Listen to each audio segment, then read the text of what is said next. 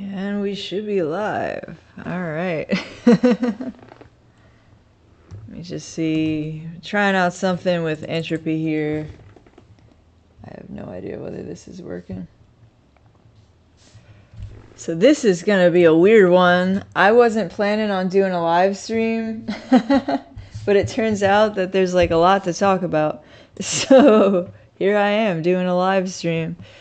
Usually my tardiness shaming is directed at Owen. Yeah, I'm pretty tardy, sorry. I wasn't thinking about the time as being a real thing at all. So, but yeah, let me see. Can I see? Long time no see. Hey, Demon Hunter Bear. How you doing? Let me get this live stream started off on the right foot here.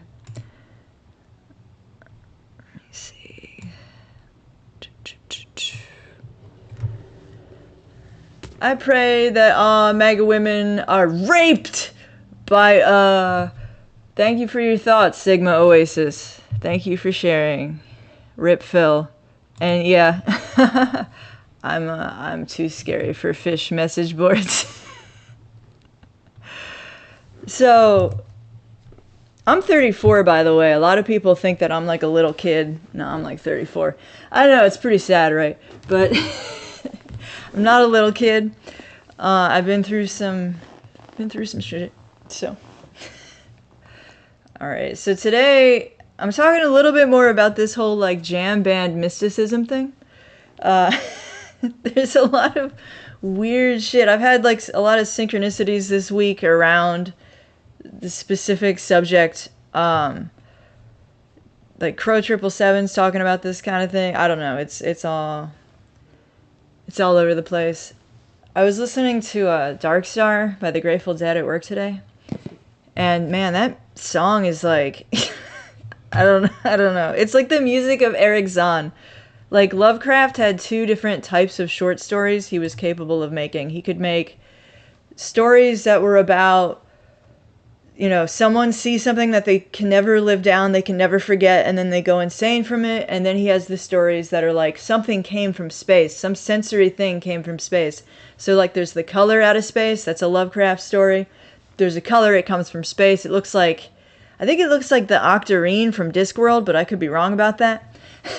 And then there's the music from space, which is called the music of Eric Zahn. And that's like, that's where Dark Star is for me. There's something up with, okay, so like, I've already talked a bunch about fish.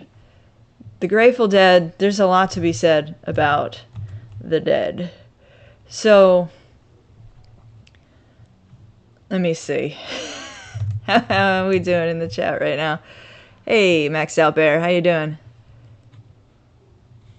Alright, let me get this thing up. Looks like everything's normal. I'm gonna see if I can share this stream URL. Copy to clipboard. And nah, I'm not able to share this on Entropy for some reason. That's kind of a bummer. I'm not sure why it's not letting me share to Entropy. It could be that it's the wrong. Let me see. Sorry guys, this is the thing about live streams, is everything happens live. Alright.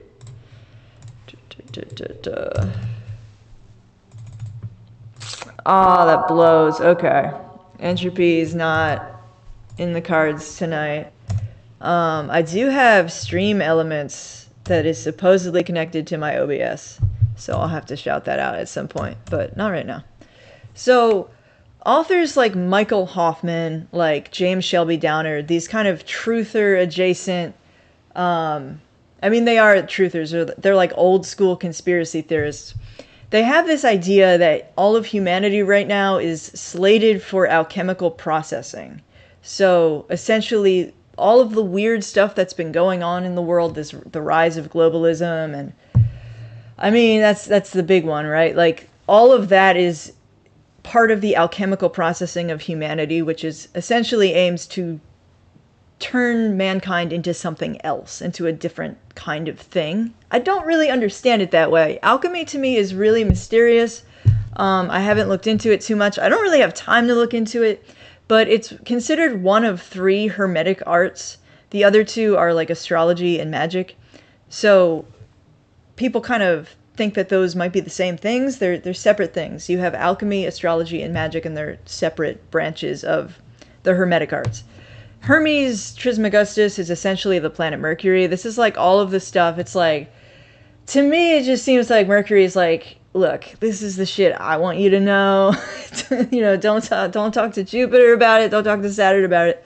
This is all me. This is all Mercury stuff. Like alchemy, magic, astrology. Those come from Mercury. And Mercury is the psychopomp. So Mercury escorts souls through the liminal space between the material realm and the astral realm, essentially. Personally,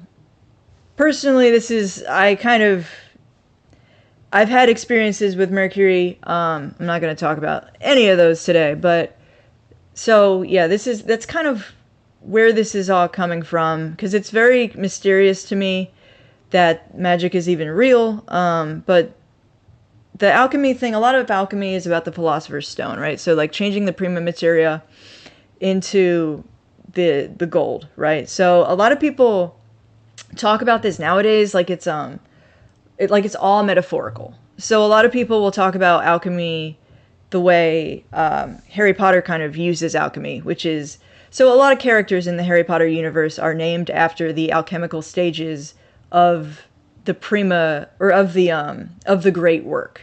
So you have these stages of the great work that produce the Philosopher's Stone, and the Philosopher's Stone is said to transmute any metal into gold, any base metal into gold, and it's also said to grant immortal life to the person who possesses it, right? This was the thing that they were chasing after in the first Harry Potter movie, the Sorcerer's Stone. They actually changed it to Sorcerer's Stone in America because they really thought we were that dumb that we don't know what philosophers are, so it needs to be the Sorcerer's Stone. But so basically, it's this big alchemical MacGuffin. Basically, I have no idea. Alchemy to me is very mysterious. I don't really understand it. Alchemical texts are very dense. They're not fun to read. You can look at like old grimoires, old books of magic, astrology books. All of those are very legible compared to alchemical texts. I haven't had much luck going into those waters. So Michael Hoffman and other people have actually argued that the national prima materia ritual of the United States was the atom bomb. And you'll hear Owen talk about this and how Adam is Twilight language for the name Adam, the first man. And when you put all of these pieces together, it does seem like there's this alchemical work going on, and the goal is to change mankind itself. Like, I'm going to give you some examples of what I think, what alchemical processing is actually going on in the world today that you see every day of your life, and you don't think of it as alchemical processing. And I could be wrong about all this, but I don't think I am, because it's true that there is more to magic than just metaphor. But at the same time, the metaphorical piece of it is still very important to understand. So like, that's when you're talking about the spirit realm, you're talking about something that's liminal, something that pervades everything. So that's why we have these symbol complexes that you can trace out to gain a bigger picture of an archetype or of a concept. There's a quote from Charles Fort: "One measures a circle beginning anywhere." That's what you will learn with symbol complexes. Let me see. Let me check the.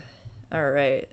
Hey, Maxed Out Demon Hunter Bear says, if we are to be alchemized, can I choose to be changed into someone who has more time to get lost in the woods? I don't really know how that works, to be honest. I really don't understand what's happening on the micro level. I see it more on the macro level.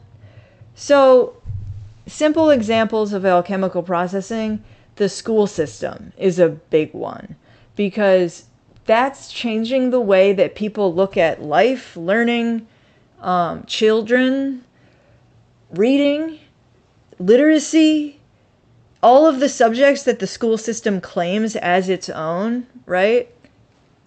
It's alchemizing those things for people. It's transforming learning into something else. And that's where this alchemy is pretty dangerous. So this alchemical processing has been aided by the corporate golems that, pervade and control. I don't know. I don't want to say they control the world, but they control the economy for sure. Let me see. Entropy, still not working. Okay. I'm just gonna roll with it then. So someone in my live chat the other night, I did a live chat right before Christmas. And for some reason, somebody in the live chat mentioned the connection between the Grateful Dead and the ancient Egyptian god Osiris. And so there's a ton of thoughts that I have about this. Osiris, interestingly, it really sounds like the name Sirius, right? So I don't know if there's actually a connection there or not. There's a lot in truther circles about Blackjack 2020, the year of the jackal, like all of this stuff around Sirius, the star Sirius. And I don't know, I've been trying to delve into that one, but I knew that jam bands and the Grateful Dead especially had like a lot of occultism behind them. Like, you can just tell from the music, you can tell from the art. I really don't know too many people who are involved in the scene. Let me see, like people who go to concerts or anything like that. This is the one I need. Okay.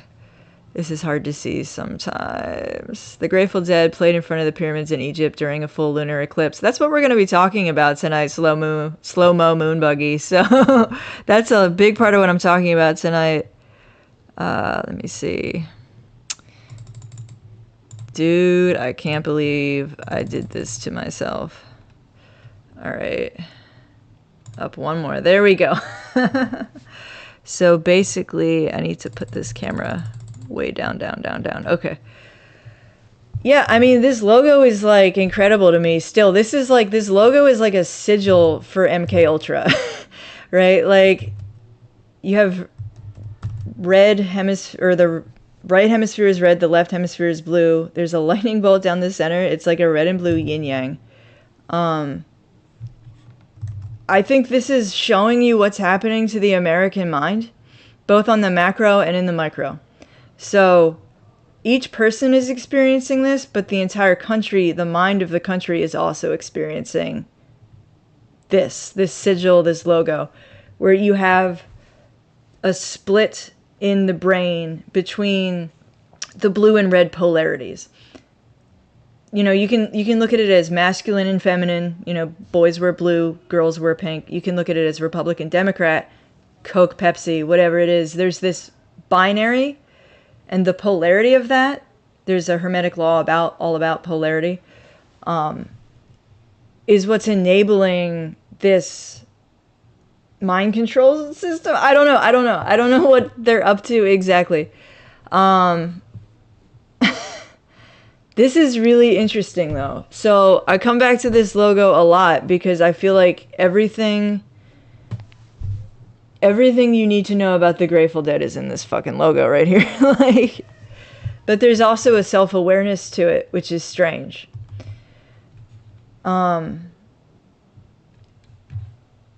So, yeah, somebody in the live chat the other day was saying that there's this connection between the Grateful Dead and the ancient Egyptian god Osiris. And what they actually said, I think they said something about the Grateful Dead is in the dirges of Osiris. And I didn't know what they meant by that. I didn't know if it was a typo or not.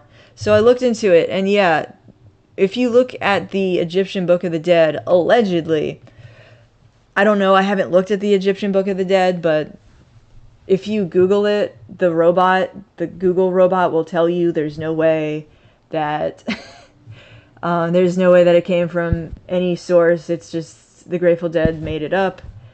But there is allegedly this poem in the Egyptian Book of the Dead.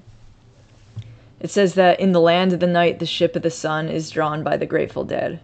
So there's like a longer excerpt too. And see, this is very mysterious to me because there's no indication that they actually did that come from the Book of the Dead? I don't know. We now return our souls to the Creator as we stand on the edge of eternal darkness. Let our chant fill the void in order that others may know. In the land of the night, the ship of the sun is drawn by the Grateful Dead. In the land of the night, the ship of the sun is drawn by the Grateful Dead. Okay, wow. I have a really interesting story about gratitude and spirits and things like that. But, oh, dude. So, like, there's something going on here. In the meantime, okay, so I also have, let me see what the chat is saying. The Steal Your Face was created by LSD, Alchemist, and G.D. Soundman, Augustus Owsley. What's the Steal Your Face? I don't know what that is. It's like, what? Is that the name of the logo? This is the thing that's so annoying about talking to people who like the Grateful Dead, is that there's so much information that I don't have. So I've just been trying to go through it all. So, okay. So this, as soon as somebody mentions this, I'm like, okay, I want to dive down this rabbit hole right now. So what I ended up doing on the live stream, I basically Googled Osiris and the Grateful Dead. And I found this academia article, which I'm going to pull up. This is an article, here we go. The Prophecies of Osiris, Egyptian Mythology, the Grateful Dead's Giza Trip. The skull logo is called the Steal Your Face. Okay, thank you, Slow-Mo Moonbuggy. That's appreciated. I don't have time to know all this shit. Like, I just don't. Like, I don't have time. So, the Prophecies of Osiris, Egyptian Mythology, and the Grateful Dead's Giza Trip. So, dude, did I go headlong into this article. I needed to know everything about this. And in this article, he's basically, he's tracing a couple different symbols in the realm of the dead and just the stories of the dead. I'll get into more details about what that article says later. But I went down this Grateful Dead rabbit hole and I was totally lost in it. And this is since my last stream on the 23rd. And at the same time, I keep hearing Crow 777. He's talking about this book, Mystery of the Cathedrals by Fulcanelli. And it was like released in the 1920s. It's written in French, but it's written in Twilight language. So everything, all the prose in this book has a double meaning. And it's about the mysteries of the cathedrals. Essentially, Fulcanelli was an alchemist, and he was explaining to people, look, these cathedrals have encoded alchemical messages in them, just in the design of the cathedral. So like something really simple, 11 stairs, because, 11 is the 1 beyond the 10. I'm sure there's a lot like that I don't know anything about. Alchemy is really opaque to me. So, Crow's talking about Fulcanelli's Mystery of the Cathedrals and this mystical language that it's written in. And when I go to investigate the Grateful Dead Osiris connection, I found this article by Schlesinger that that I have on the screen now, The Prophecies of Osiris.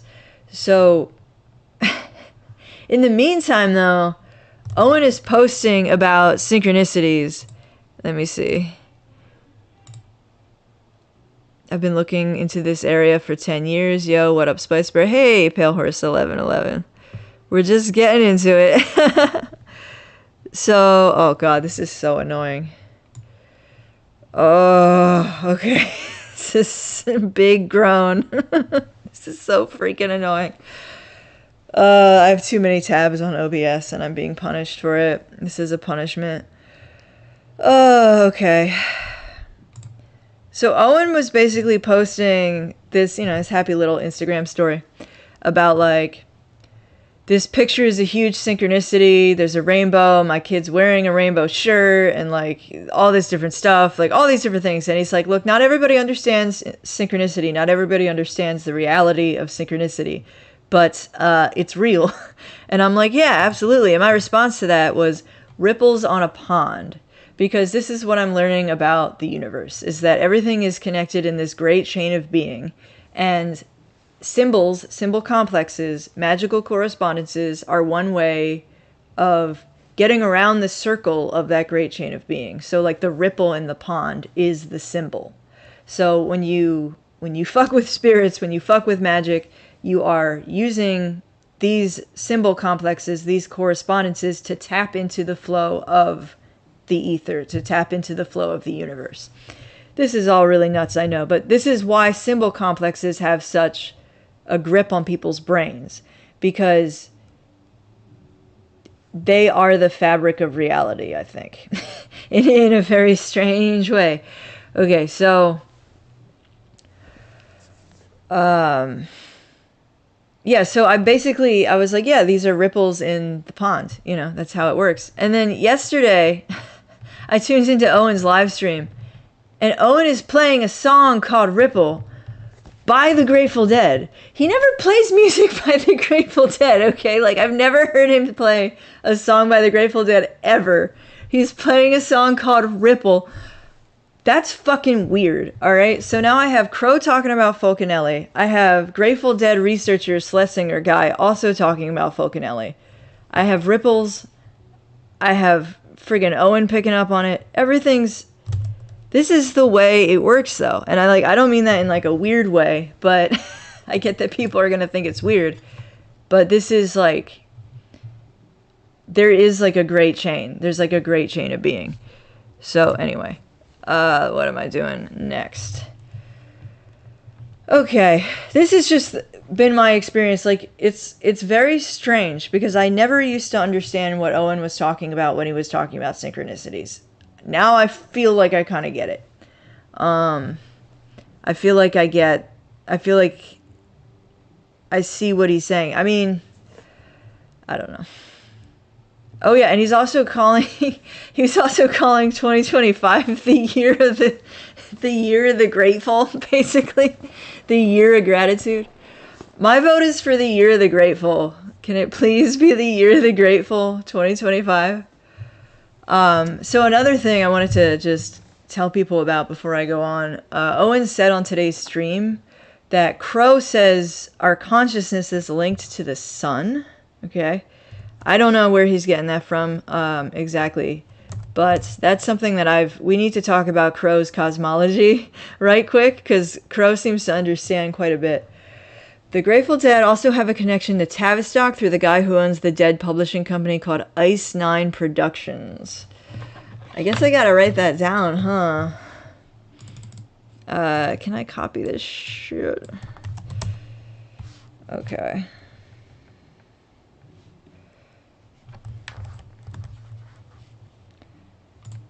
Okay.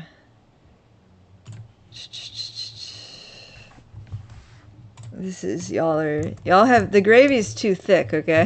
There's too much gravy. That's why it's like, okay. So, yeah, so, weird. I'm gonna play a clip for you guys, actually. This is a clip.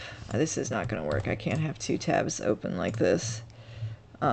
What I can do is copy this shit here. Alright, so we're gonna talk about this Fulcanelli guy, the alchemical nature of cathedrals and stuff. Egypt, Osiris, Isis, like, I've been finding out a lot about this stuff because I kind of went head first. And, I haven't really thought about ancient Egypt since I was a kid. Like, everybody goes through a stage when they're like 11 where Egypt is the coolest thing ever, and you want to learn absolutely everything about it, and you want to be an Egyptologist and all that stuff, and like everybody goes through that. I feel like all the creative kids go through that in middle school, and then you kind of just fucking forget about it. You're like, Egypt doesn't matter, like Egypt's not interesting. There's a lot of, so magic comes out of Egypt, Hermeticism in some way comes out of Egypt. Crow 777 always recommends the book The Light of Egypt. I really like The Light of Egypt. It's a good, there's some good stuff in there on the planets if you are trying to understand that kind of thing. So let me play this clip for you. This is Crow 777 from an episode an episode a little while back. It was the episode about the second sun. It was like, I think it was 589 and a half. Here we go. Let me play this for you guys. Make sure my audio is on. Okay. Made out of rock and dirt, and that's what we've been told, and I don't accept any of it. I also accept that it's alive.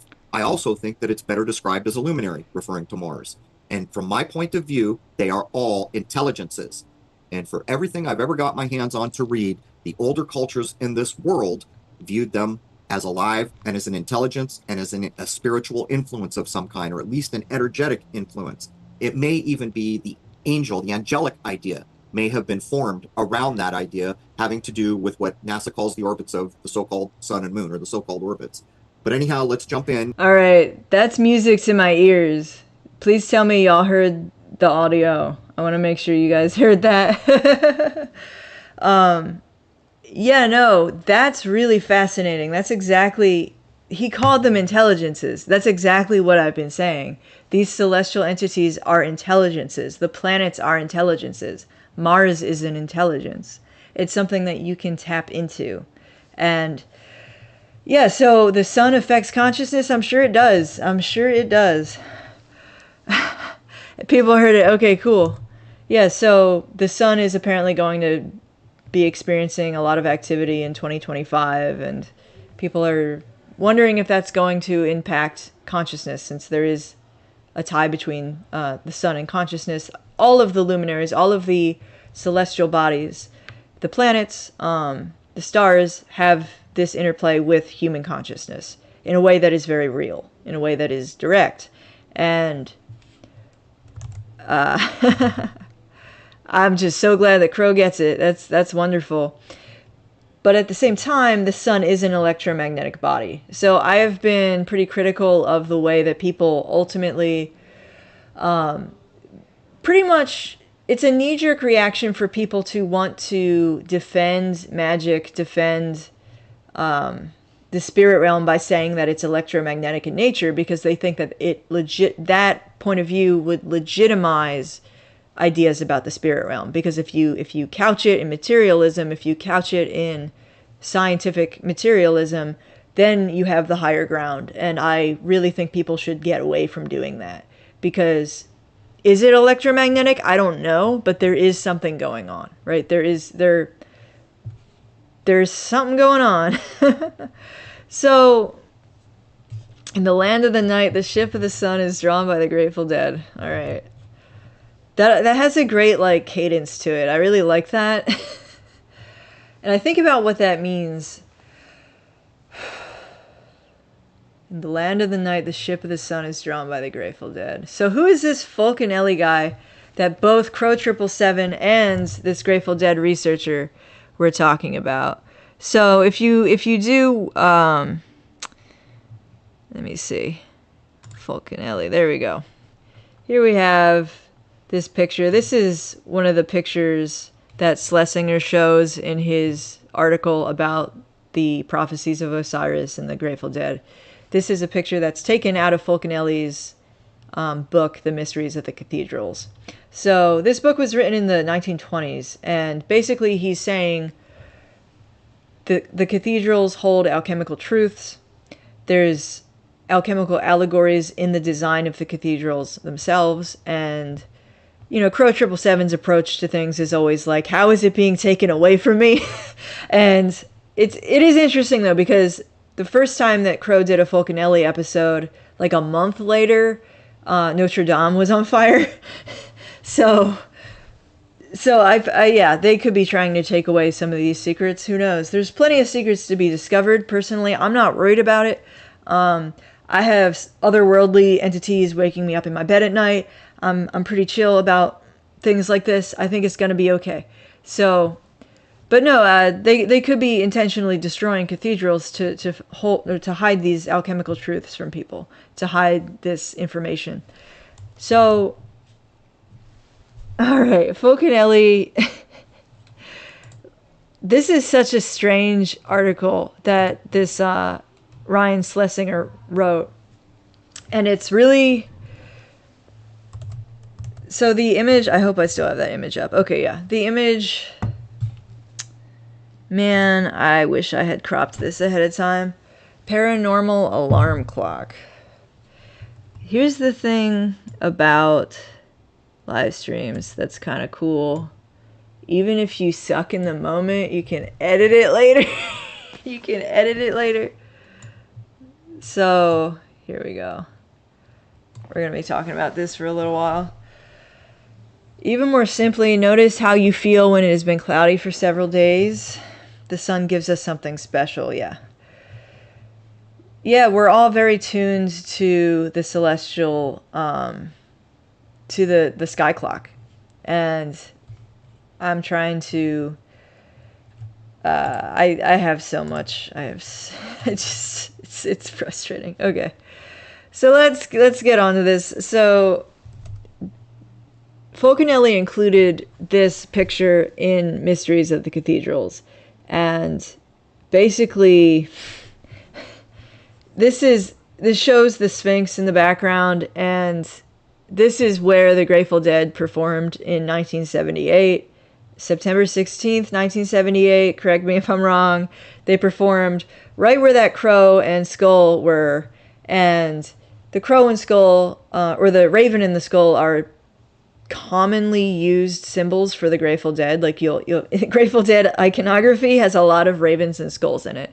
So beyond that, there is a claim that's being made that there are these astrological charts that can be derived from the theater, or from the cathedral at Notre Dame, and from this cross that exists in a cemetery in the Basque, that if you find the astrological charts that are buried in these clues, it leads you to the Grateful Dead performance September 16th, 1978, next to the Great Pyramid of Giza, which there's a lot of question marks in there. You know, it's like, okay.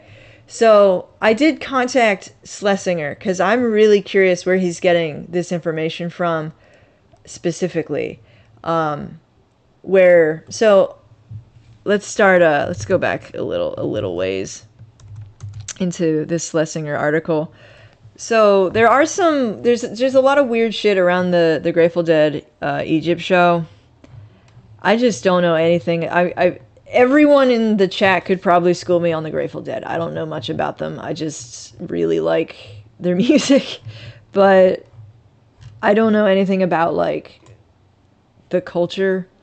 So there's a guy in the Grateful Dead. I guess his name is Bob Wire. His name is the word weird with no D, which is something I'm gonna notice, right?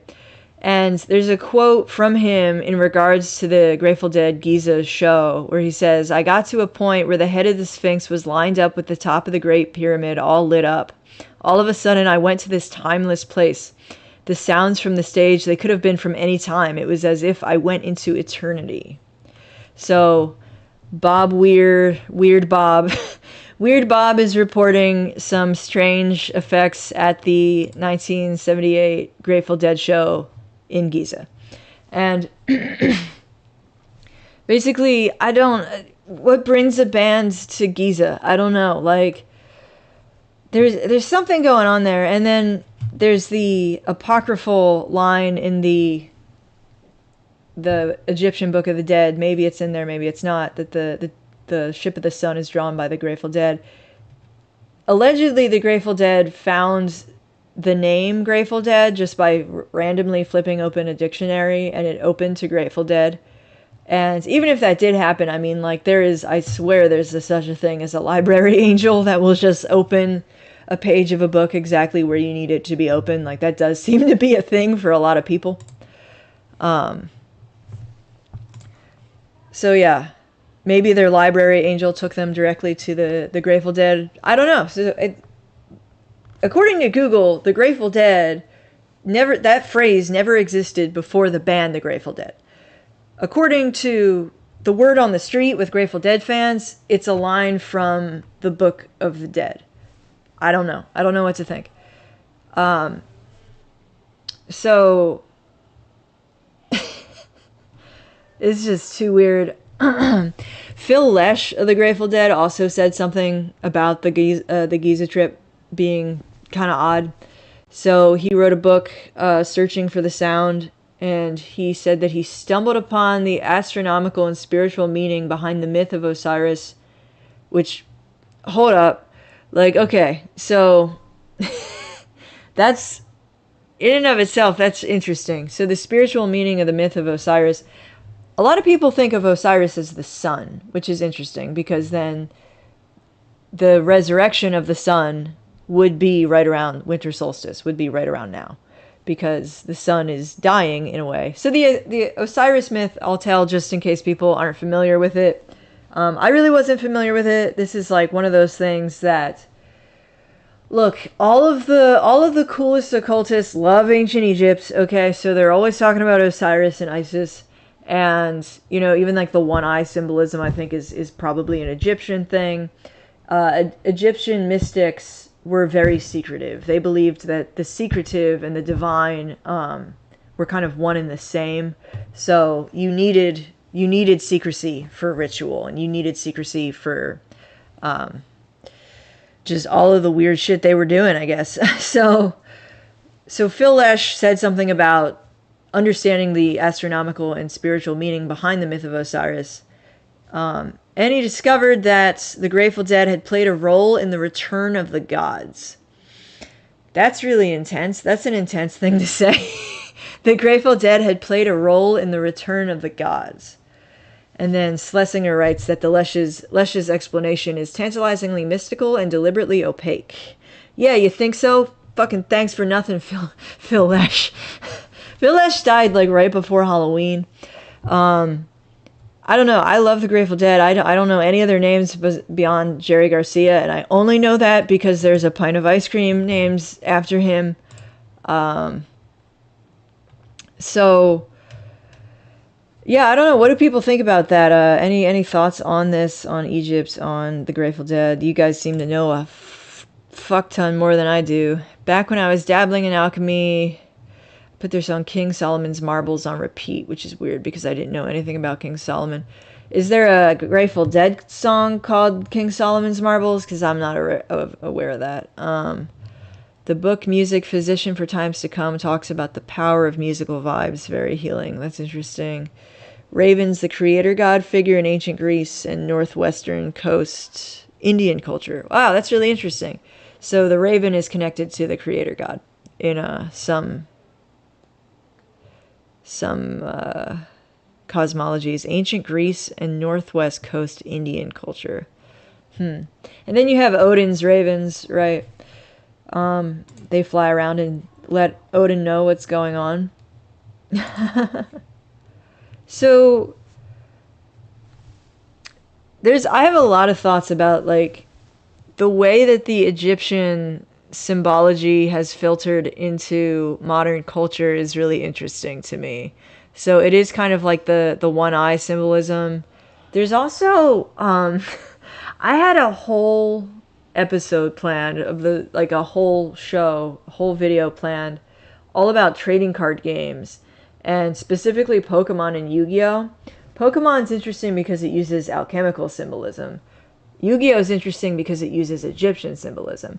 And part of the myth of Osiris is that his jealous brother Set Again, another reason why people think Osiris might be the sun, because the sun sets when it goes away.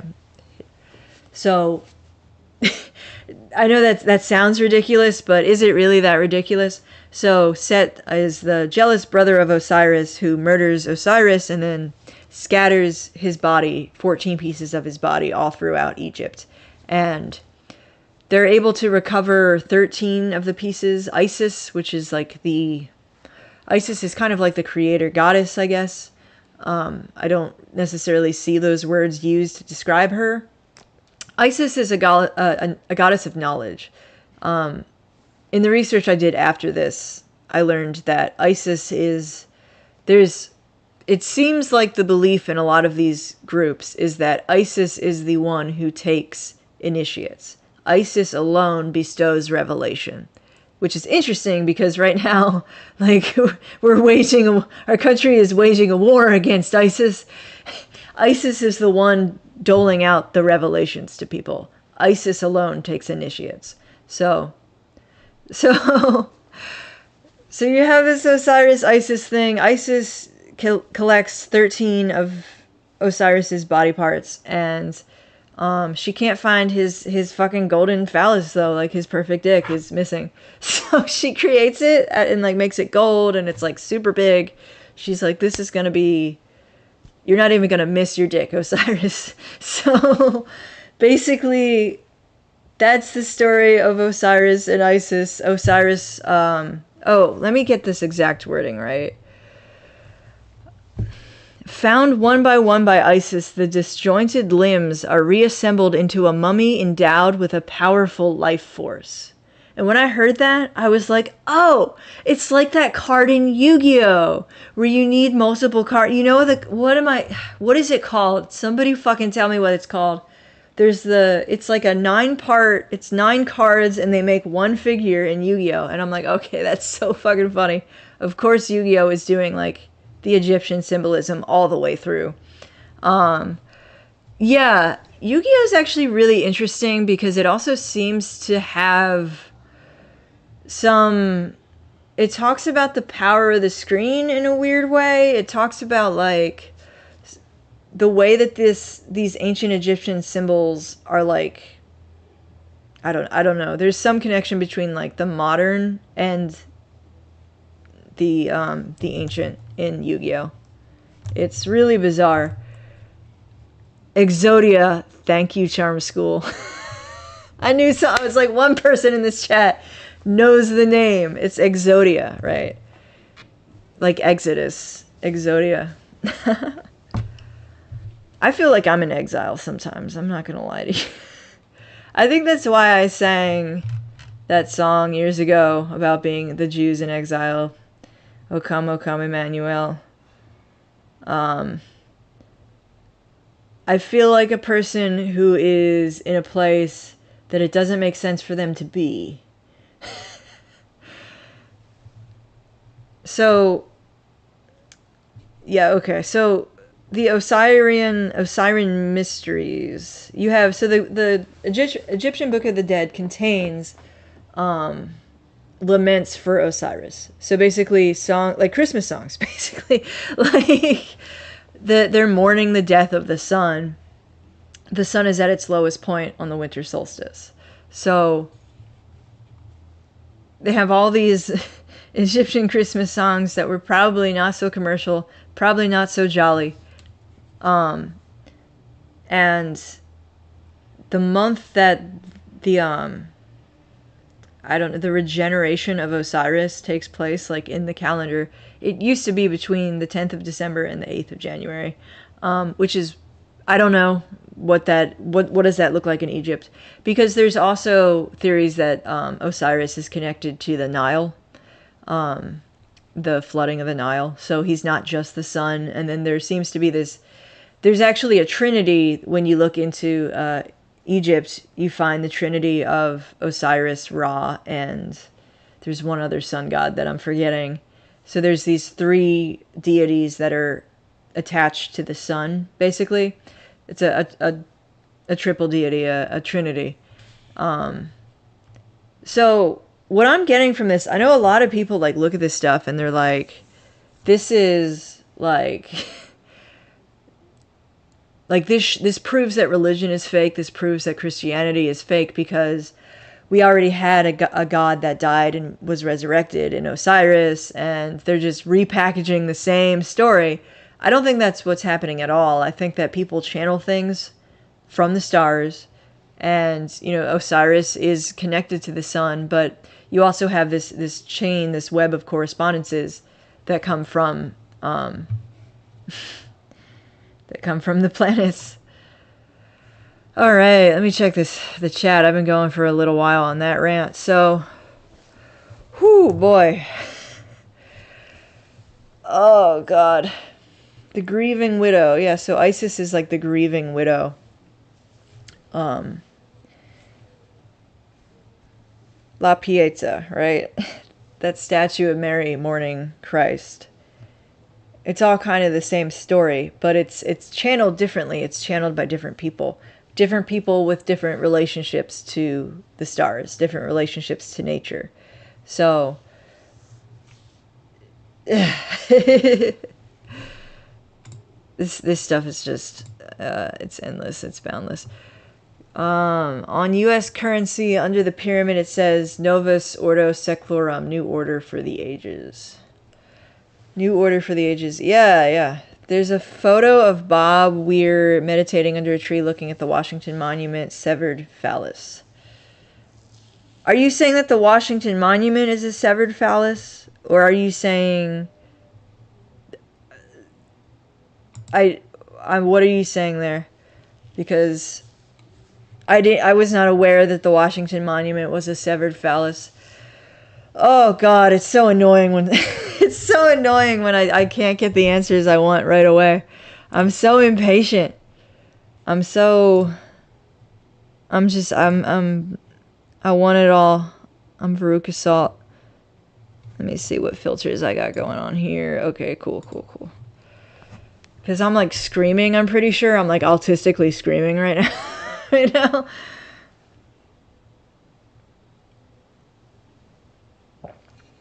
Andrea says creator.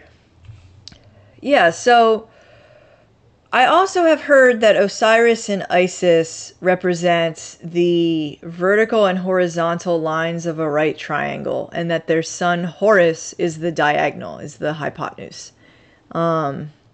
So that's interesting. There's a lot. It's really important, I think, to understand the Osiris-Isis stuff, just because that seems to be... It's almost like it's the oldest, maybe it is the oldest mystery religion, is the one around Osiris and Isis. The severed phallus of Osiris. Oh, okay, so are you saying that the Washington Monument and probably all obelisks are the severed phallus of Osiris? Is that the idea there? That makes sense. Whose phallus is, though? Hey, Aaron Rodriguez.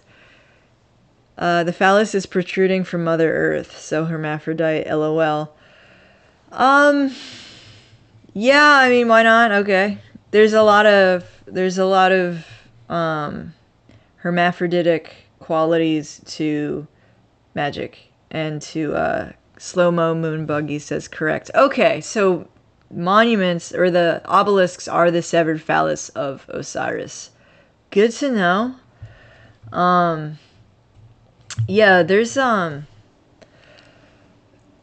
why? Okay, like why? Can you why?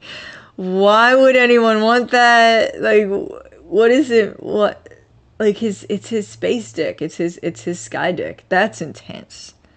Okay. That's pretty intense. So, oh gosh. The number 3, well, there's tons of trinities. There's tons of holy trinities. And if you look at the way a lot of people write the number 1, it's actually like 3 lines, which is weird because you would think a 1 would only be 1 line. Yeah, I don't know. I don't know what to think about all this. So Fulcanelli, that stuff's really interesting. He's this alchemical master who I don't know, he may or may not have even existed. His existence is very alleged. And according to the story about him that his students tell, he wrote the Mysteries of the Cathedrals in the 1920s, and then he disappeared for like 22 years, something like that. Is it 22? Because 22 is supposed to be like for 22 years. 22 is like a Masonic number. It's the master builder number, Crow says. Crow says a lot of things, and I'm like, go on. And he's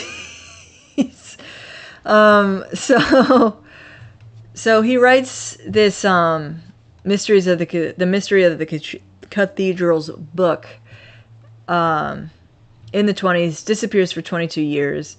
And then he grabs his students when he makes his return, he pulls his students to this, like, I don't know, it's like a private chateau or some shit in some part of Europe that I'll never be able to go to. They're saying it's probably Seville. And the student's name is Canceliet. Canceliet. So Canceliet's hanging out, and he's writing this new chapter with Fulcanelli for the Mystery of the Cathedrals book. And it's a chapter all about this cyclic cross at where the fuck is this cross? The cyclical cross at Hendaye, and it has these 4 images on it. So the Mystery of the Cathedrals as a book seems like it was a pretty big deal. People knew about it. All the alchemists were reading it. It was very popular in France. You know, people in France like to go to coffee shops and talk about things, I've heard. So I'm sure people were doing that about Mystery of the Cathedrals for years and years. And then basically he drops this new chapter, but he doesn't say anything about it. 22 years later, they just reprint the book with this new chapter in it, and it's all about this cyclical cross of Hendaye. And it's not a very interesting cross, to be honest. It has I should probably let me see if I can pull this up. Hendaye symbols.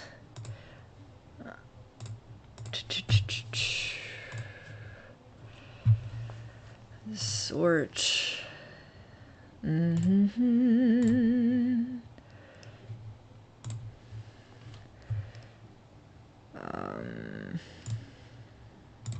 Everything is so fucking difficult to do quickly.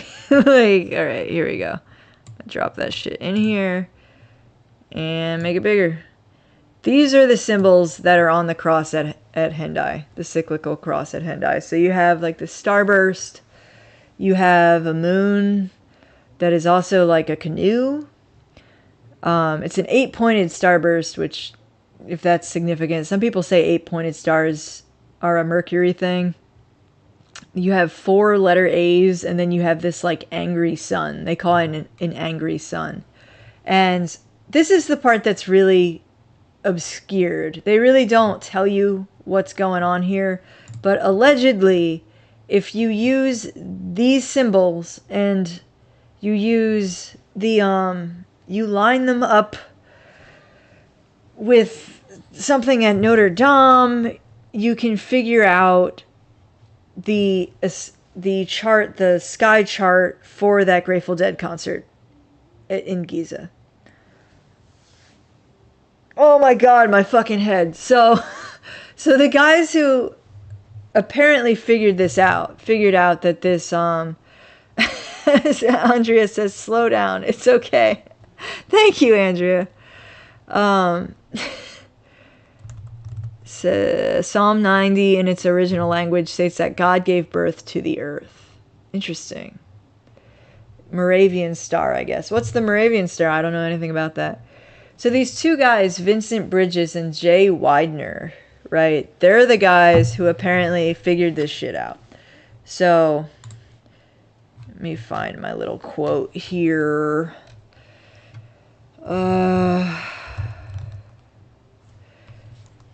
So Fulcanelli later wrote another chapter about the cross at Hendaye for Mystery of the Cathedrals with Canceliet's help. Bridges and Widener cracked the mysteries of the cathedrals and gained access to the treasured star charts of the alchemists. What? How? What? Alright, so star charts. That's what they're fucking called them. Treasured star charts. This like, I wish I understood this, but like, so, but if you look into Widener and Bridges, Vincent Bridges, I think it's like vincentbridges.com. You can check out his website. It's really based. Same about Jay Widener. Jay Widener actually just had Owen on like a month ago. If you find Jay Widener's, all of these links you can get on this Schlesinger article. It's at ryanschlesinger.com. And yeah, so it's super freaking interesting. Bridges and Widener crack the mysteries of the cathedrals. Let me see what we got here.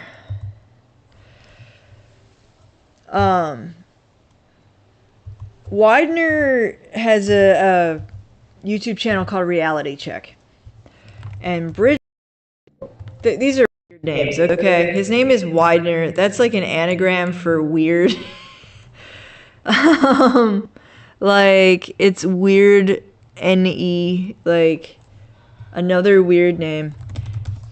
And then we have a Bridges. So Vincent Bridges apparently died. He has like a Tumblr. Like, it's like vincentbridges.com.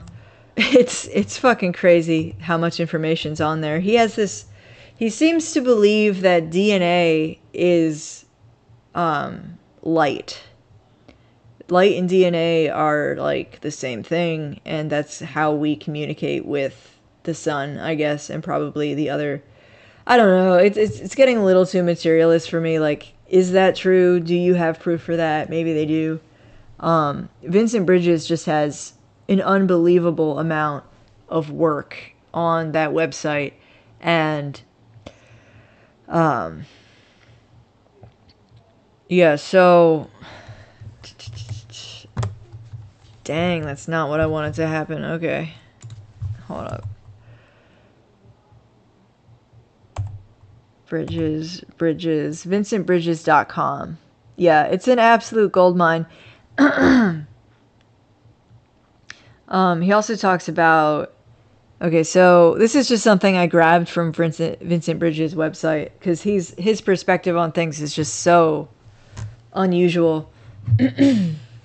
He says, until the last decade or so, the 20th century, the green language of the initiates could only be understood symbolically and metaphorically or experienced as an internal awareness.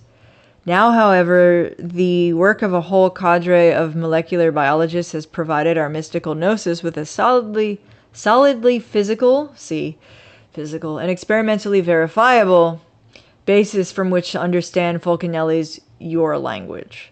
Right, so the green language that Fulcanelli was using in his book, it was this mystical language that communicated more than just the surface level meaning. It's twilight language. Vincent Bridges also writes that if the light emitted as weak laser pulses by the DNA of all life is in fact a language or form of communication that uses symbols and imagery, as suggested by the evidence, then the most important secret of all, the number of the shrines of the secret place of Tahuti, would be the text or informational content of that message. So he has these bizarre theories. I don't know. I don't want to like dismiss them, but the light emitted as weak laser pulses by DNA is a language or a form of communication that uses symbols and imagery. So right there, he's connecting the celestial realm, the divine realm, to the material realm in a way that's very definite and measurable, which, good luck. I don't know. An 8-pointed star is an Estonian star. Why is it called that? Is there any gravy there? Skylogical says, never stop. Thank you, Skylogical. What's up? Good to hear from you.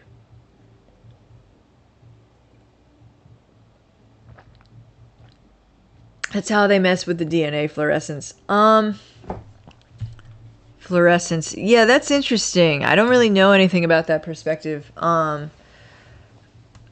I'm really reticent to say that things have a physical cause when I don't know exactly how that physical cause works, because I've just been bamboozled too many times before.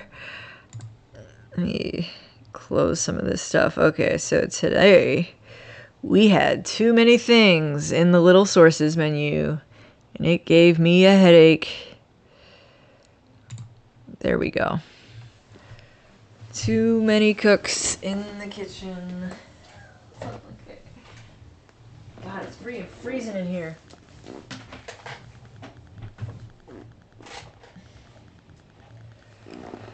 All right, so yeah, this is Andrea says it's complicated. Interesting. Yeah, I think that okay, now I can like relax. Now I can like just totally just be cool. So to me it's just like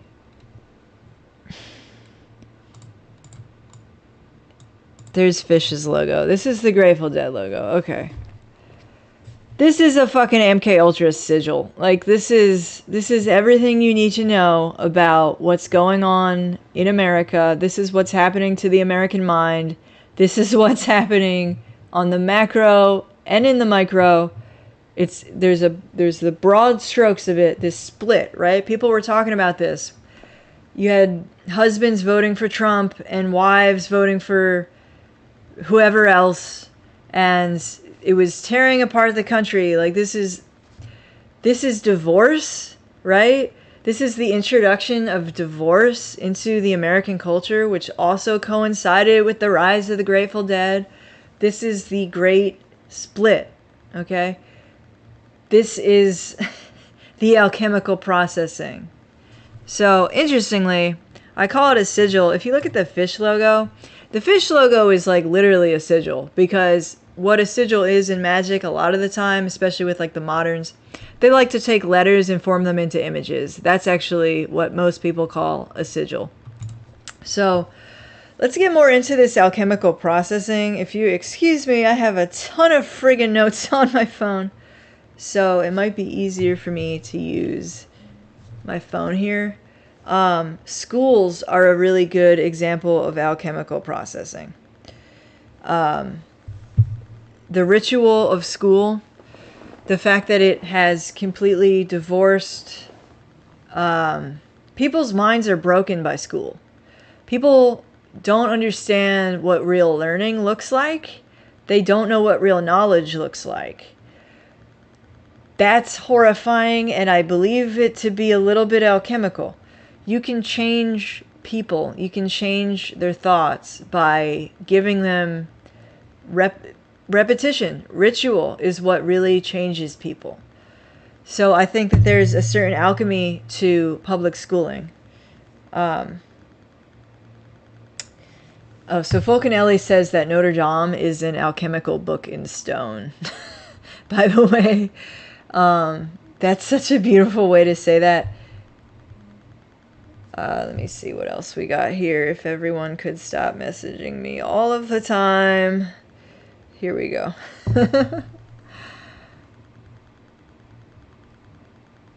Another thing that I think is alchemical processing. All of the natural flavors that they're using in foods now. That's weird, right? Like, so I don't know. I've never gone all the way down this rabbit hole, but it looks like they do use aborted fetal tissue in natural flavorings. Can anybody verify that?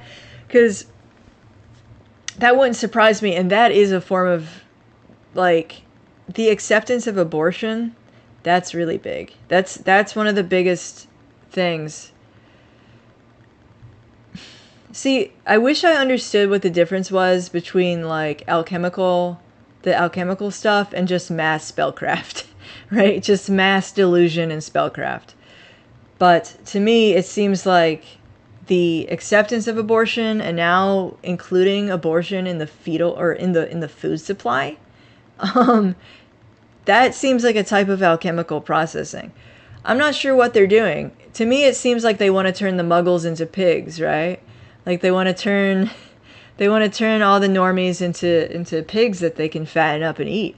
But I could be wrong. I mean, maybe I've watched too many movies, But but yeah, there's very allegedly, very likely aborted fetal tissue in natural flavorings that, like, I know Pepsi was saying stuff about it.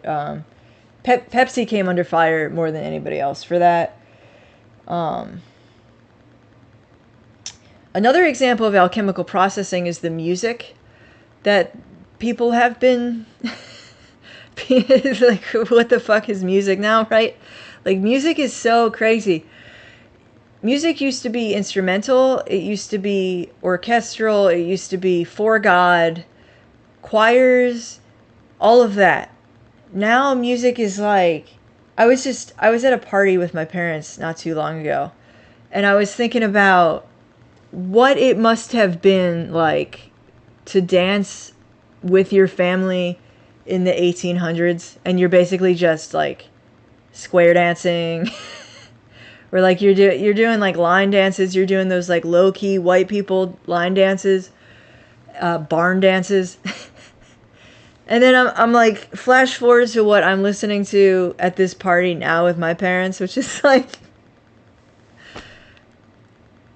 it's been degenerate for so fucking long. It's been so crazy for so goddamn long. Like, the Pepsi thing, they were using immortal cell lines from aborted fetuses to taste test with the chemical natural flavors and see if it produced the desired addictive response they want. That's interesting. Thank you for that one.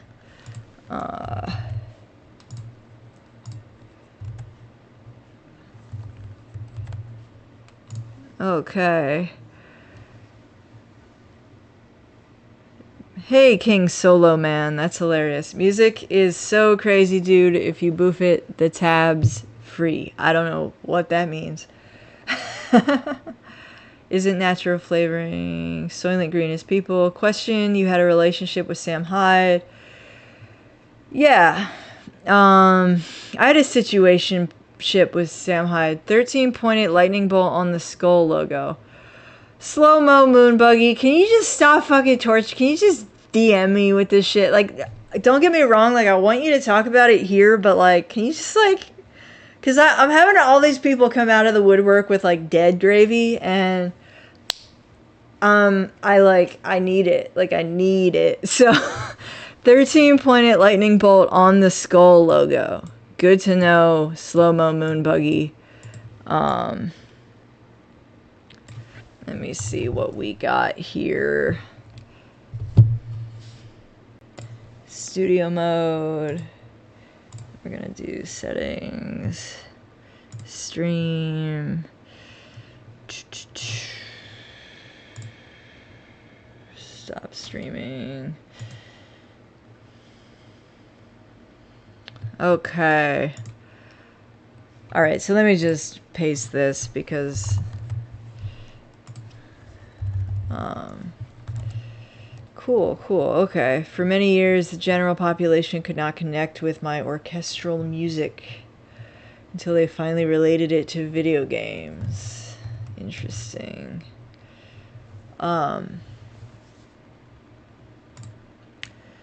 So, yeah. I don't know what to tell you. But yeah, just like these classic barn dances that you do, like, bow to your partner. And then you're at a party with your parents and the DJ's playing some some fucking 80s shit. It's like, I'm hot, sticky sweet, from my head to my feet. Yeah. It's like, what is this? What have we... that's alchemical processing. Okay? Like, 80s music, 80s hair metal is alchemical processing. Hookup culture is alchemical processing. Sleeping around. The introduction of hookup culture. That's a form of alchemical processing. They're changing what humans are. They're making us more piggish. Swear words, cursing. You know, I curse a lot. I am constantly cursing. That could be a form of alchemical processing. Where, like, everybody knows... abracadabra, I create with my words, right? That's the key to the Garden of Eden, right? God said, let there be light. It's the spoken word, the logos, that creates. It's the way we sing that makes him dream. And cursing, swearing, incorporating these like vulgar words into your vocabulary, the normalization of that, the degradation of our language, the way that it's been normalized, that could be a form of alchemical processing. Poison and rat were all deep into Rosicrucian mysteries. Okay. But he's hot, sticky, sweet. My Uncle John would make these barrage DVDs. Irish Celtic sounding stuff. I love that kind of music. Forgive me, I've had a really weird life so far. Me too, Slow-Mo Moonbuggy. No, I'm not mad. I just, you're like, some of the things you're coming out with, I'm like, go on. Which is annoying, because it's like, I'm supposed to be the center of attention, but I can't help it. It's my weakness. Like, I need it. So, hi Duke Nasty. They were paid by Disney to play Epcot, got paid big bucks. I don't know who you're talking about, King Solo Man. So Poison and Rat were deep into the Rosicrucian mysteries. That's good to know.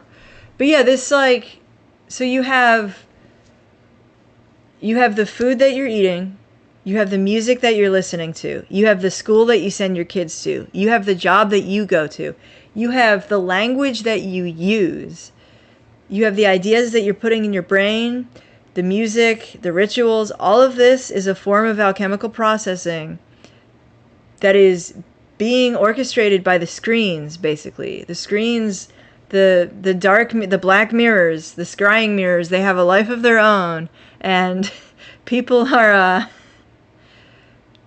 that's what's, I think that's what's happening here. Cursing is said to be from a more primal part of the brain. Yeah. And is it good? Is it good to be in connection with the primal part of your brain, or is that bad? You know? Is that a good thing? Is it a bad thing?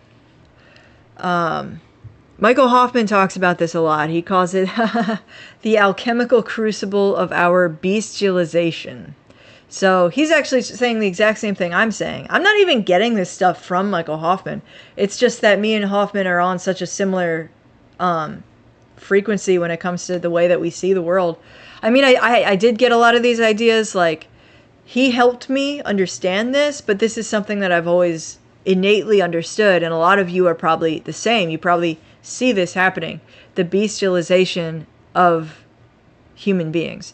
So cell phone conditioning is another example. That could be an alchemical processing thing, where, so apparently in the ancient religions, they did teach something about the erectness of the spine.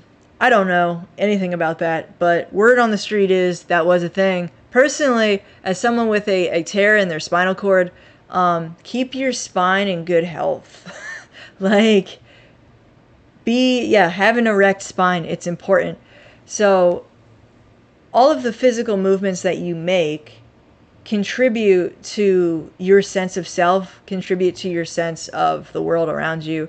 There's like a psychosocial feng shui of existence, and posture is part of that, right? That's something that we're not teaching kids because they're going to schools. They're being alchemically processed, so that the only thing they have to look forward to is, you know, that moment when the teacher wheels the TV into the room, except now they don't even wheel the TV into the room because it's more important that every single fucking classroom has a television in it, than like a fancy television, than that the curriculum itself have any bearing on reality, have any positive impact on on students' learning or their ability to integrate themselves into the world.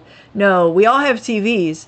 But so, all right, we need our instincts. Yeah, absolutely. The polarities being flipped. I don't think that's true at all. I think cursing's bad. Cursing's a curse. So one of the reasons I talk about Sam Hyde, I've told you this before, is because it gets me views. And people have told me a lot of the time,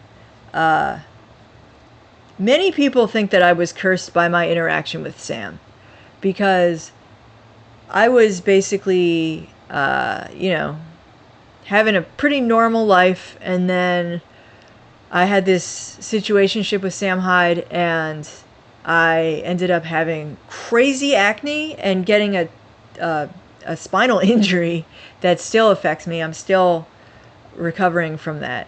So that's weird. That makes me feel like curses really are real.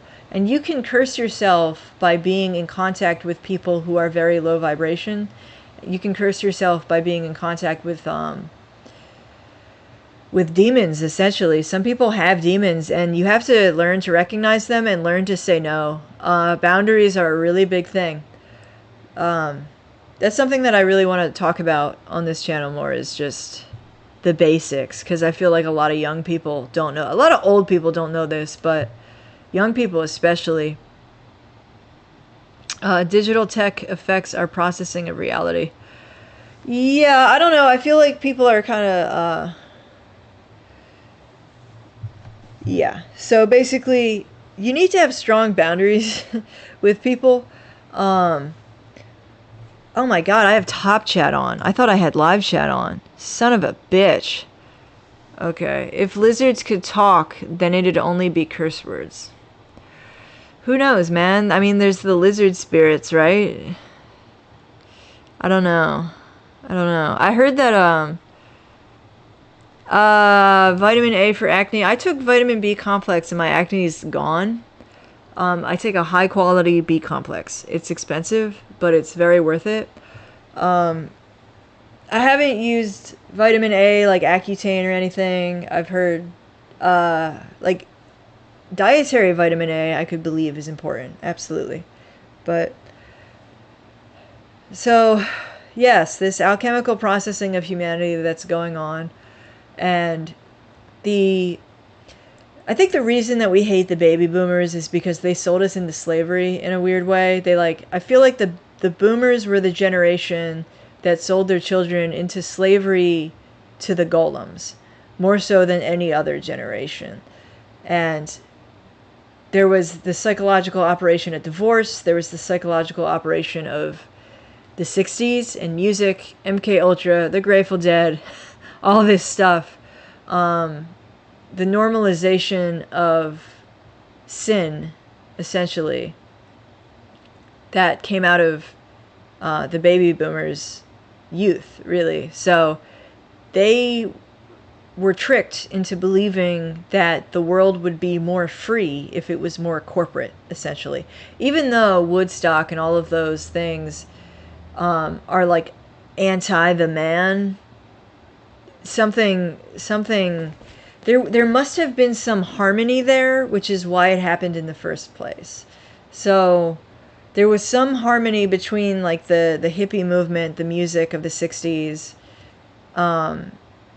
and this jam band culture that sprung up then, and this rising corporatism. I feel like there is some connection there. I'm not sure what it is. And I know people love the Grateful Dead. People worship the Grateful Dead. And I'm just a little leery because I don't know what they were used for ultimately. And when I look at that logo, it makes me wonder. It makes me wonder what their intention was. Interestingly, I first started listening to the Grateful Dead. I was tutoring years ago, right after I graduated. I was a math tutor, and basically, weirdly, I was tutoring like an Egyptian girl. She was like from Egypt, and I remember when she told me that, I was like, what? They were like Muslim, but I was listening to the Grateful Dead all the time when I tutored her, so I always associate the Grateful Dead with these Egyptian people that I knew, which is kind of strange in light of all of this shit about the Giza performance. Have you tried high potency vitamin C? The gel in between the vertebrae that cushions your spine is highly dependent on bioavailable liposomal vitamin C. Well, I'm writing that down. Thank you, Pale Horse 111 or 1111.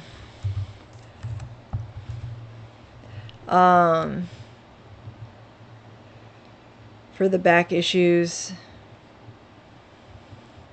Vitamin A supplement. Yeah, I could do that as well. I'm on a lot of supplements right now that seem to be doing it for me. That's interesting. I never heard of vitamin A as a supplement for acne, beyond like the Accutane, which I think Accutane is Accutane topical?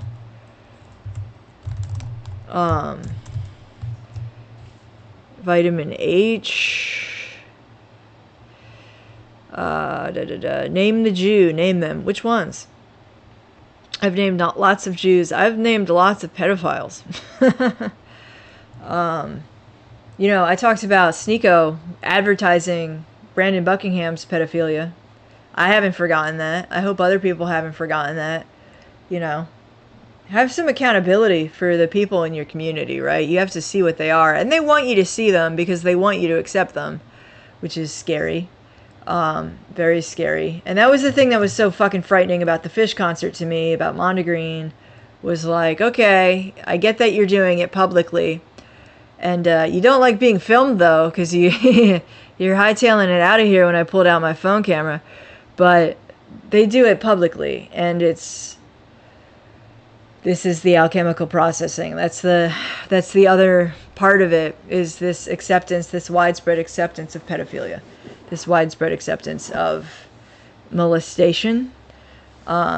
It's child sacrifice. That's what it is. The Catholic Church does the same thing. You have these young boys. Usually it's boys. Maybe you castrate them. Maybe you castrate them so they can become castratis. Maybe you castrate them with chemicals so that they can become trans. These are child sacrifices. Maybe you turn your kid into Justin Bieber. That's a child sacrifice right there.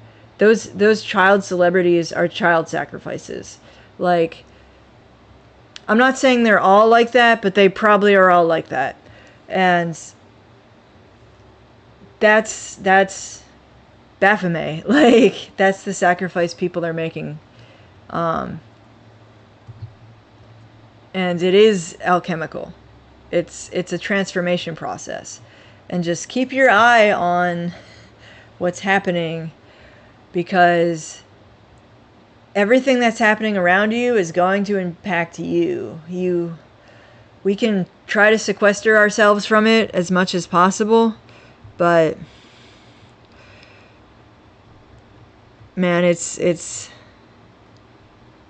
that's why I need to be talking about this alchemical processing thing, because there is a spiritual component to it that I think people innately see. They innately resonate with that. Alchemically processed into a state of apathetic voyeurism. Yeah, educational system. Apathetic voyeurism. That's exactly the educational system.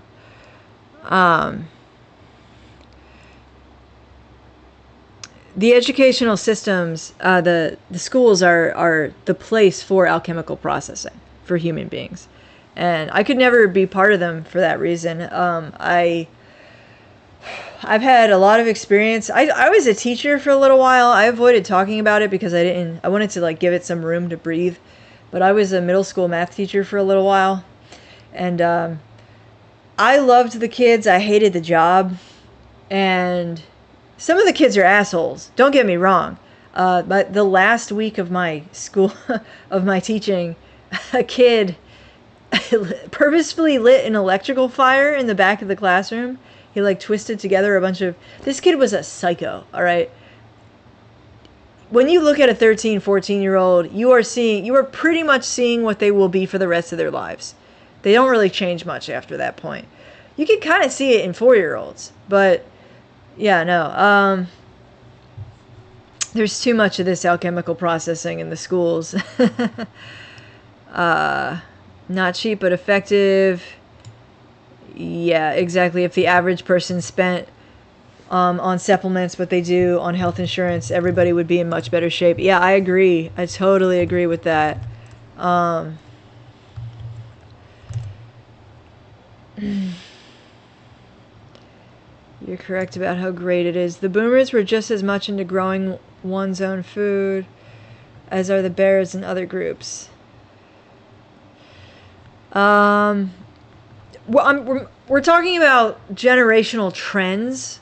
We're not talking about specific boomers. We're talking about trends. Are there boomers who grew their own food? Yes, but not nearly as many as were in like the silent generation. The boomers got psyoped more than any generation, right? The boomers got the brunt of the psychological operations because of the music, the movies, everything. This, right? Divorce was normalized. Red versus blue. Pepsi versus Coke. Mass commercialization. It's like, I don't know. So, I'm reaching the end of my, like, Grateful Dead gravy. If you could leave me comments, that would be great. Now that I'm totally worn out, there's more people here than ever. That's exactly how it fucking works all the time. I'm gonna keep going, though. We're gonna keep this train a-moving. I wish I could take a set break, man. I need a fucking set break. When I coached gymnastics, I got introduced to a ton of shitty kids. Universally, their parents were a mess. Yeah, there are plenty of shitty kids. And it's a shame. But like, that's why it's like, you gotta protect. Who are you going to protect? The innocent or the guilty? You need to protect the innocent. And we're not protecting the innocent right now in society at all. That's what all this identity politics is about. Identity politics is basically a smokescreen for people to get away with to get away with shit. Like, boomers are patient zero for psyop mass media. Gotta have some sympathy. Yeah. Odd that you were recommended, says Macabre Kid, rolling his eyes at me. Alright, Macabre Kid, it's time to be a macabre man in this chat. The boomer era was also a time of spiritual awakening. See, there's every time is a time of spiritual awakening. It's just, are you one of the chosen? Are you one of Isis's disciples, right? Like, I think that's what all of the ancient Egyptian imagery and symbolism is about. I think that it's about these disciples of Isis, basically. And I think that revelation comes in a lot of different forms, and the sympathy for the boomer, you know. They got psyoped to fucking back.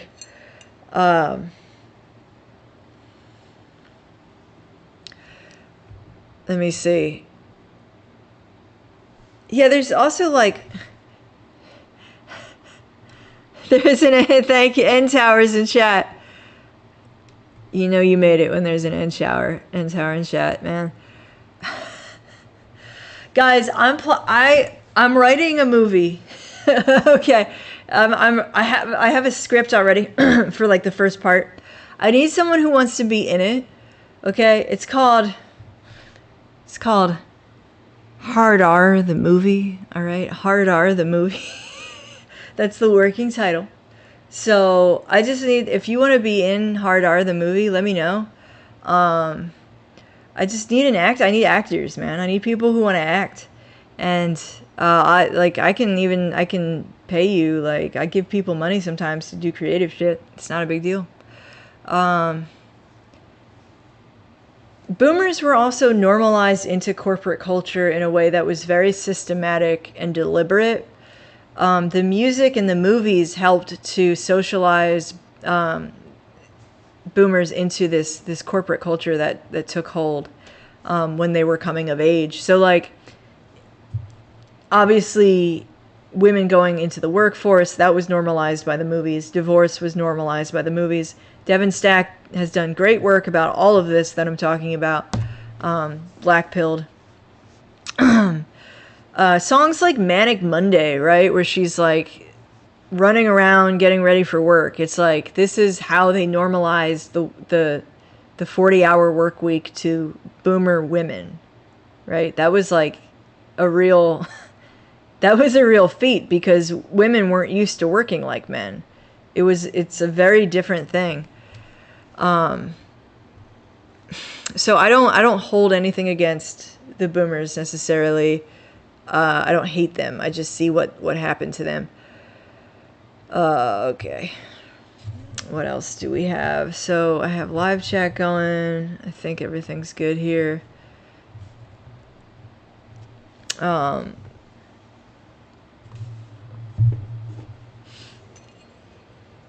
Fuck it, I'm gonna play this again. I love it so much. Out of rock and dirt, and that's what we've been told, and I don't accept any of it. I also accept that it's alive. I also think that it's better described as a luminary, referring to Mars. And from my point of view, they are all intelligences. And for everything I've ever got my hands on to read, the older cultures in this world viewed them as alive and as an intelligence and as a spiritual influence of some kind, or at least an energetic influence. It may even be the angel, the angelic idea may have been formed around that idea, having to do with what NASA calls the orbits of the so-called sun and moon, or the so-called orbits. But anyhow, let's jump in. That is music to my ears. I'm so happy he said that. That's exactly what I've been trying to communicate to people. It's intelligences, angels, spirits. It's all real, and it's all kind of the same thing. God, what else do I have for you today? We have so much we could get into here.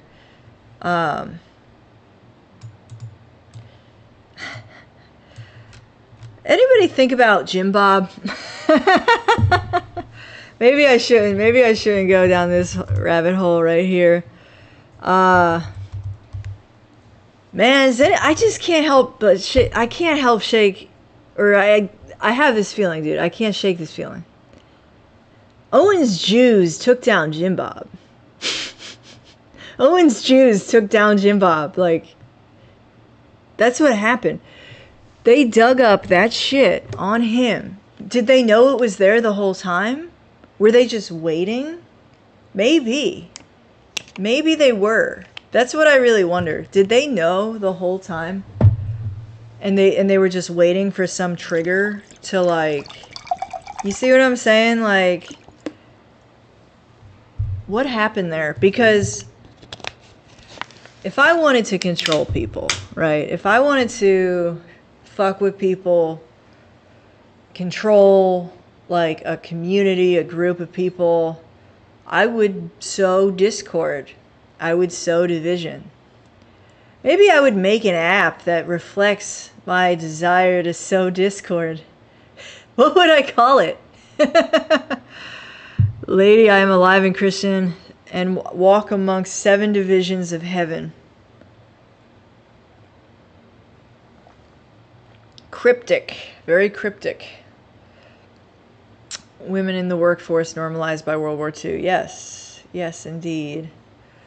So yeah, they I don't know, cause I don't and that was the first schism that was like really crazy, you know, where it was like just all these.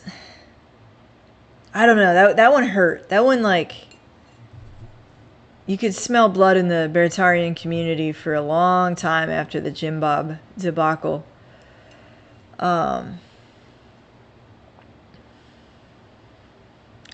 Yeah, I can tell that the alchemy thing is really, it resonates with a lot of people. I think I once, I could be wrong, but I once had a dude who, like, knows, I don't know, how do I describe this person? He knows some things, and he described himself as an alchemist. And I'm like, but what does that mean, though? And he's not like an alchemist. Like, he doesn't have like a laboratory. I don't think he meant it metaphorically necessarily. I think that it's some branch of magic, kind of. It's this hermetic art. He was actually a musician, the guy who said that. He called himself an alchemist. I'm not Jewish, and I was the first to point out Rimjob's crazy jewelry. So you saw it? Slow mo moon buggy. You saw Rimjob's crazy jewelry? That's crazy. I have dreams and they all pertain to me. Owen's Jews are my favorite Jews. They did the good work. I know better Jews than Owen's Jews. Owen's getting the Jews he deserves. All I'm saying is I never got an apology. The fuck? Because I didn't let a trust fund kid scream in my fucking face. I'm too bare for the bears now. It's just so gay.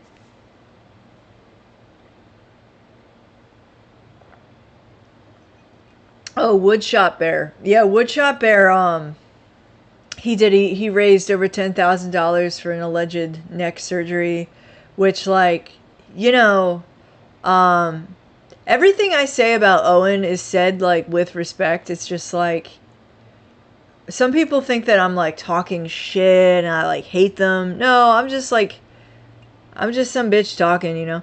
But it's important. You have to understand the Woodshop Bear thing, that really reflected badly on Owen in some ways. And not that I hold it against him necessarily, but Owen promoted that guy. Like, Owen would read that guy's letters and be like, yeah, crushing, like, you're so great. And it's like, he bamboozled people out of a ton of money. And he also posted really, I'm not going to get into it. It was weird. There was some weird, nasty shit with that guy. I didn't know about who he tagged in his post, though. Yeah, it was so interesting. You saw them on Instagram? Where did you see Jim Bob's, like, his pizza jewelry? I'm kind of curious where you saw that.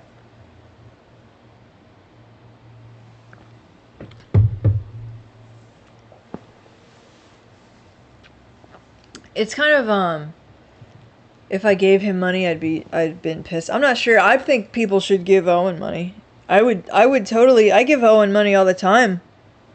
Support what you like or it goes away. I support what I like, and I like what Owen does. I stand by it. You know, he has issues, obviously, but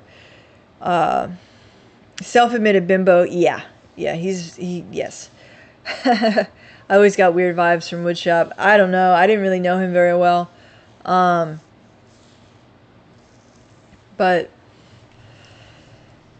yeah, man. How long have I been doing this thing? It's so today there's so many mistakes that you make when you live stream. God, and it's like I hate to like have a live stream about live streaming, but I have no one to talk to like at all. So something kind of interesting that I was thinking about, you really have to, like, if you're a creative person, you have deep interests, right? You're smart, you're creative, you're brilliant. Of course, you want to share these interests with the world. Don't do it, because other people won't care. And some of them will, most of them won't. And you can't allow yourself to be vulnerable to people who don't give a fuck about what you're saying. So don't share your interests. Don't share your passion openly. You have to be very selective with who you share it with, because when it drains you, if you share your interests with someone who doesn't give a fuck, the act of sharing, that drains you. Them not giving a fuck and your ideas just falling flat is hazardous to your energy. So really protect your energy and be very careful who you share your interests with. And there's something I've noticed that I call the humiliation game, where some people who want power over you will play this humiliation game with you, where they'll say things like, they'll try to pull you into becoming vulnerable again. Just oh, how are you? How's that thing you're working on? They don't give a fuck. These people don't give a fuck. They want to get you trusting of them again. So they want you to trust them and to tell them things so that in that moment of vulnerability, they can pull the rug and leave you alone feeling crazy with your thoughts. So basically, you'll share something with them and they'll just completely stonewall you. Oh, it turns out they were never interested. It turns out your energy was never welcome here. They were just making you feel heard for a short amount of time so that they could use that as leverage over you. You have to be really careful who you share things with.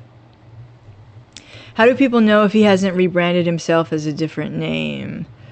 I'm not sure. He had 2 Instagram accounts. Oh, Jim Bob had 2 Instagram accounts. I saw it on Instagram when I first signed up, looking for his page. Whoa, okay, so you just stumbled upon it. Gotcha. All right. Hi, Sicario. Will this get re-uploaded after stream? I'd like to listen. Yeah, I keep these public. Thank you. Satan told me to keep secrets too. Okay, very true. It's like a duper's delight type of deal. To keep. It's not that you have to keep secrets. It's that you have to be really selective who you share your thoughts with. And especially if you're a creative person, because a lot of people aren't going to care. And that will dissuade you from sharing with the people who do care. Because it's just, it hurts to have the rug pulled out from under you like that. When people just totally stonewall you, ignore you, treat you like you're fucking crazy, like you're weird. Why would anyone give a fuck about your thoughts, you know? That's what I'm saying. Just like fucking Lucy, that bitch with the football. Yeah, man. Well, it's like that pop song about the same shit. I let my guard down and then you pulled the rug. I was getting kind of used to being someone you love. Because that's alchemical processing right there, right? Every fucking pop song is about that narcissistic relationship. Every pop song is about the person who pulls the rug.